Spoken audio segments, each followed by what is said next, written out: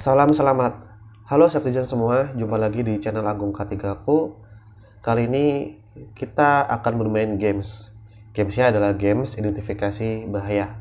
Sebelum kita mulai gamesnya, silakan Safetizen untuk di like konten ini, di komen jika lo ada pertanyaan atau ada pendapat, dan di subscribe channel ini untuk mendapatkan banyak manfaat terkait dunia keselamatan dan kesehatan kerja. Citizen semua, identifikasi bahaya merupakan kemampuan dasar yang harus dimiliki oleh seorang ahli K3. Ya sebenarnya tidak hanya harus dimiliki oleh seorang ahli K3, tapi semua pekerja itu harus mampu untuk mengidentifikasi bahaya sebelum melakukan pekerjaan. Tujuannya adalah untuk merumuskan atau untuk mengambil tindakan yang paling tepat dalam mengendalikan bahaya atau resiko tersebut. Nah, gue punya gambar, ya. Gue punya gambar di sini, ya, ada gambar di bengkel. Nah, di sini kita akan melatih ya kemampuan kita, pengetahuan kita dalam mengidentifikasi bahaya. Ini adalah gambarnya. Oke, Citizen semua bisa mulai mengamati, ya, apa aja sih yang ada di sini. Kalau kita amati ya di sini ada 5 orang ya, masing-masing melakukan aktivitas. Silakan Citizen untuk mulai mengidentifikasi, menganalisa bahaya apa sih dan risiko apa sih yang ada di dalam gambar ini, dan kira-kira pengendalian apa yang paling tepat untuk dilakukan pada masing-masing bahaya. Oke, Citizen semua sudah selesai mengidentifikasi bahayanya. Ada berapa bahaya yang Citizen temu? Kalau saya menemukan ada 8 bahaya. Ya saya berharap sih Citizen lebih dari itu ya. Kalau lebih dari itu ya jangan lupa untuk komen. Siapa tahu ada bahaya yang saya lewat untuk menyebutkannya. Ada 8 bahaya yang saya temui. Ya, yang pertama itu ya ada orang di depan, itu dia mengangkat sebuah kardus bertulisan heavy load, atau dalam bahasa Indonesia adalah beban yang berat. Dia memang sih pakai helm, cuman dia melakukan pengangkatan dalam posisi membungkuk, yang mana dengan posisi membungkuk ini dan dalam mengangkat barang itu menimbulkan posisi yang tidak ergonomis. Ketika melakukan posisi membungkuk ini, maka tulang belakang itu tidak dalam posisi yang lurus, sehingga kalau misalnya dilakukan secara terus-menerus akan berisiko terhadap low back pain. Nah, sehingga Citizen untuk mengendalikan bahaya atau risiko ini, Citizen bisa melakukan pengangkatan dengan punggung yang lurus, ya, sehingga risiko low back pain itu sangat bisa diminimalisir. Ya, nanti mungkin kita akan membahas ya insya Allah terkait dengan ergonomik ya, diterkait ergonomik, bagaimana sih untuk melakukan ergonomik tempat kerja. Cuman untuk informasi awal, untuk beban pengangkatan maksimum menurut NIOSH itu disebutkan, NIOSH itu adalah National Institute of Occupational Safety and Health yang berlokasi di Amerika Serikat ya. Nah, ini merupakan organisasi yang banyak menjadi rujukan dalam bidang hygiene industri. Ya, salah satunya adalah terkait dengan ergonomik. NIOSH itu membuat aturan untuk beban maksimum yang bisa diangkat oleh seorang laki-laki dewasa adalah 25 kilo. Kemudian untuk perempuan dewasa adalah 16 kilo. Nah, mungkin itu juga salah satu pertimbangan ya kenapa sih semen itu maksimumnya 25 kilo. Kemudian banyak sak-sak lain itu, sak-sak di tempat kerja itu raw materialnya, bahan-bahan bakunya itu adalah 25 kilo maksimum. Nah, tapi yang perlu dipertimbangkan adalah NIOSH itu kan berlokasi di Amerika Serikat ya. Tidak berlokasi di Indonesia dong. Nah, apakah NIOSH ini standarnya bisa kita pakai di Indonesia, yang mana secara anatomi, secara fisiologi orang Indonesia itu berbeda dengan Amerika Serikat? Nah, itu pertanyaan yang mungkin bisa Citizen yang dari ahli-ahli ergonomis bisa bantu untuk menjawab ya. Gue sendiri sampai saat ini itu merupakan sebuah pertanyaan, sampai tahap pertanyaan aja ya, tapi gue sendiri belum menemukan jawabannya. Kemudian yang kedua yang di belakang, nah ini ekstrim banget ini ya. Yang kedua di belakang itu kalau kita perhatikan ada orang las. Emang sih APD-nya udah bagus ya, APD udah bagus, Jadi udah pakai kedok las, udah pakai celemek, udah pakai apron, cakep. Kemudian juga si argonnya itu terikat dengan baik ya, ada dalam troli yang terikat. Kemudian juga selangnya itu nggak ngewer-ngewer kemana-mana, selangnya itu ada gantungannya gitu sehingga aman itu. Terus bahayanya apa? Nah, safety semua bahayanya itu adalah di drum yang dekat dari pengelasan tersebut. Drumnya itu ada logo. Nah, logonya itu adalah logo flammable atau logo barang mudah terbakar. Jadi kita ingat ya, segitiga api adalah pertama ada oksigen, yang kedua ada panas, yang ketiga ada bahan bakar. Nah ini oksigen udah ada, kemudian bahan bakar sudah ada, panas juga udah ada dari hasil las itu gitu, dari aktivitas las tersebut. Sehingga ini mah tinggal nunggu waktu aja ya. Tinggal nunggu waktu aja kalau misalnya aktivitas ini bertahankan, ini tinggal nunggu waktu sampai bisa meledak ya. Ini bukan kebakaran lagi, ini bisa mengakibatkan ledakan. Nah, sehingga pengendaliannya adalah ya harusnya barang-barang yang flammable ini diungsikan ke tempat yang aman. Tempat yang memang khusus untuk flammable ya, dengan akses yang dikunci. Jangan sampai aksesnya itu bisa diakses oleh siapapun. Nah, aksesnya ini harus terkunci, yang bisa membuka adalah orang-orang yang memang sudah diberikan pelatihan. Jadi semoga ada waktu lain ya untuk membahas secara lebih detail untuk manajemen bahan mudah terbakar. Kemudian, oh ya, dalam nomor 2 ini yang tadi kita diskusikan di awal ya, ini APD-nya sudah lengkap ya, cuman dia gagal untuk mengidentifikasi bahaya lain. Inilah makanya pentingnya untuk identifikasi bahaya.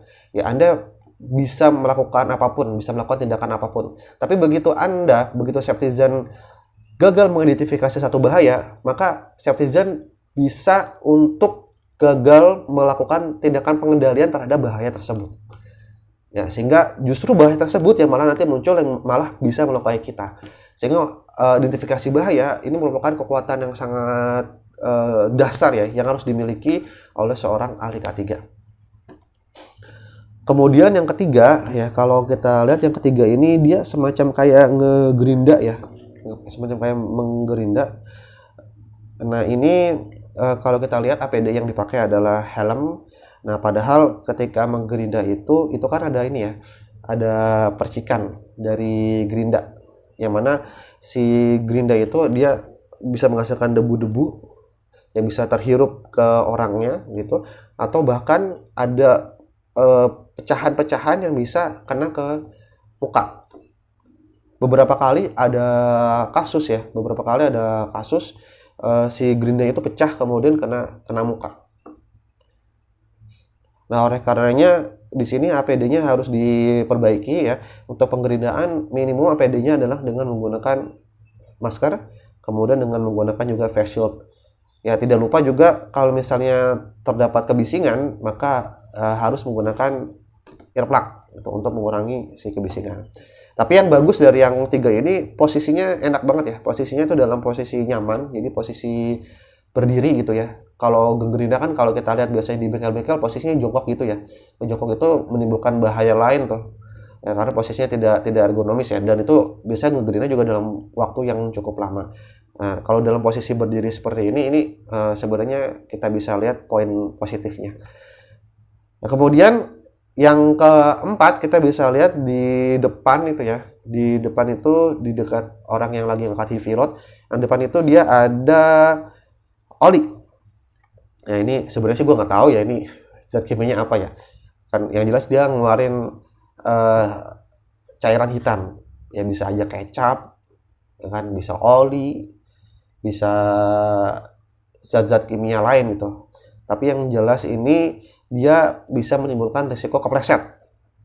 Apalagi dengan drum yang udah jatuh seperti ini gitu, selain risiko kepleset juga secara lingkungan juga ada spill berarti ya, ada spill di sini, sehingga tindakan pengendaliannya itu adalah pertama ya kita harus melakukan identifikasi ya sebenarnya zat kimianya apa. Kalau misalnya berbahaya ya segera kita perlakukan itu sebagai B3 yang tumpah atau sebagai bahan berbahaya beracun yang tumpah. Ya, kita ambil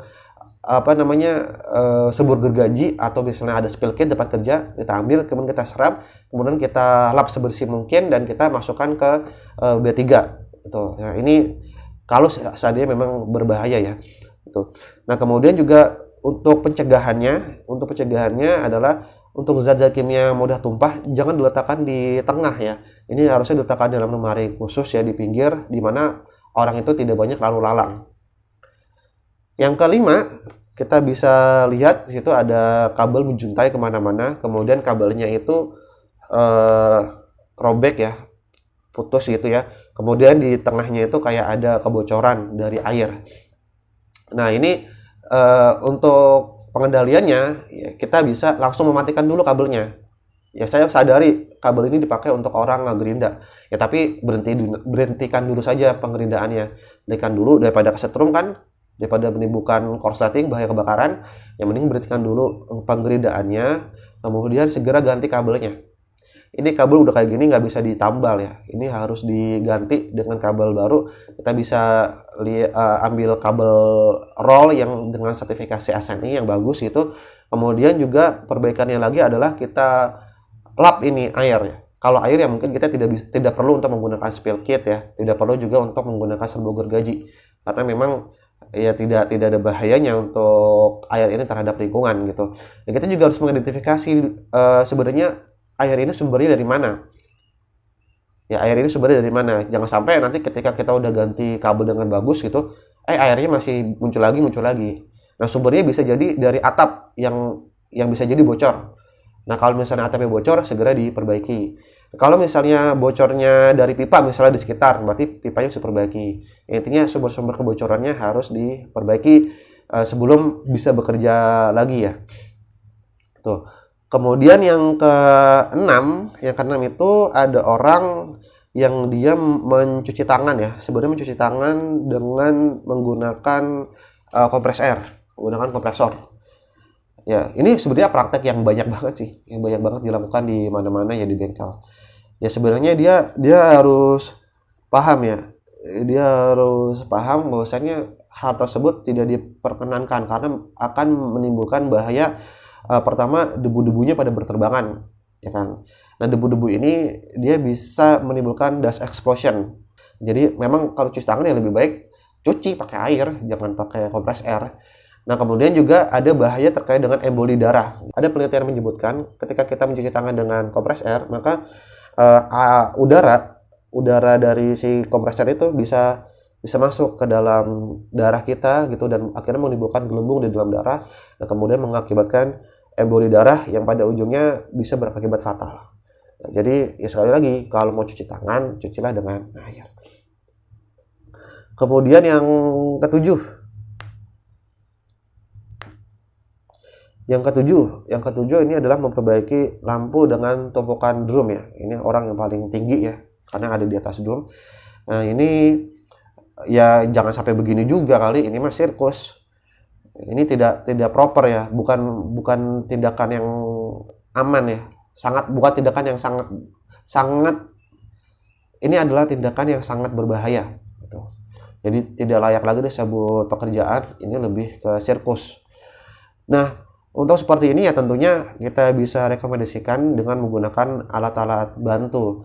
Ya alat bantu yang paling aman ya kita bisa menggunakan walking platform ya yang bisa naik gitu ya, scissor lift gitu. Atau kita bisa menggunakan scaffolding, itu yang paling aman. Tentunya scaffoldingnya juga harus sesuai dengan peraturan dan regulasi yang berlaku. Ya atau kalau minimum banget ya kalau misalnya masih bisa dijangkau ya kita bisa menggunakan tangga. Ingat dalam penggunaan tangga minimum harus 2 orang ya. Ini tangga lipat ya. Kalau tangga straight gitu, tangga lurus ya nggak bisa kalau di tengah gini. Kecuali dia ada di sisi tembok, itu baru bisa. Tapi kalau di tengah gini ya nggak bisa, harus menggunakan tangga yang A, yang kayak gini. Nah itu dalam penggunaan tangga jangan sampai dilakukan sendirian. Tadi harus dilakukan berdua. Jadi satu megangin, satu naik ya untuk menjangkau lampu dan menggantinya. Ya jangan lupa juga untuk menurunkan menurunkan stekernya gitu, menurunkan powernya agar ketika kita ganti lampu tidak kesetrum. Oke, kemudian juga perlu dipertimbangkan juga untuk menggunakan body harness ya. Jadi tergantung ketinggiannya. Kalau ketinggiannya lebih dari 2 meter, yaitu menggunakan body harness. Kalau kurang dari 2 meter, maka harus dilakukan pengendalian lain. Nah, kenapa seperti itu? Karena body harness itu dia memiliki bentang, memiliki lanyard ya. Lanyard itu yang gua pahami itu sekitar 1,5 sampai 2 meter ya. Jadi kalau misalnya kita pakai body harness, ketika kita ketinggiannya cuma 1,5 meter, ya itu sama aja bohong, karena si body harness nggak akan ngebantu kita, nggak akan nahan kita di atas. Jadi lakukanlah pengendalian lain kalau misalnya memang kurang dari 2 meter. Nah, kemudian mungkin kurang terlihat ya, nomor 8 yang terakhir itu kurang terlihat. Nomor 8 itu sebenarnya ada di sisi kanan ya, paling kanan itu kita asumsikan itu sebenarnya adalah got. Jadi gotnya ini dia nggak ketutup ya, gotnya nggak ketutup. Nah, ini bisa mengakibatkan bahaya slip, trip, fall, terjatuh, terpeleset, tersandung. Kalau mungkin kedengaran sepele ya, terjatuh, terpeleset, tersandung, tapi risiko ini bisa mengakibatkan luka yang parah ya, bisa patah tulang gitu, atau bahkan kalau misalnya kejedot di bagian pelipis ya, itu bisa mengakibatkan kematian juga, atau bahkan kejedot di bagian punuk sini itu ya, apa namanya, kalau orang bahasa Jawanya itu ngejengkang ya ke belakang itu. Nah, itu lebih parah lagi, itu posibilitas kematian itu lebih meningkat. Nah, kemudian juga untuk tindakan pengendaliannya juga harus ditutup ya, got-got itu dengan menggunakan gutter, sehingga risiko terpeleset, terjatuh, tersandung tidak ada. Safety semua itu adalah games kita ya, terkait dengan identifikasi bahaya.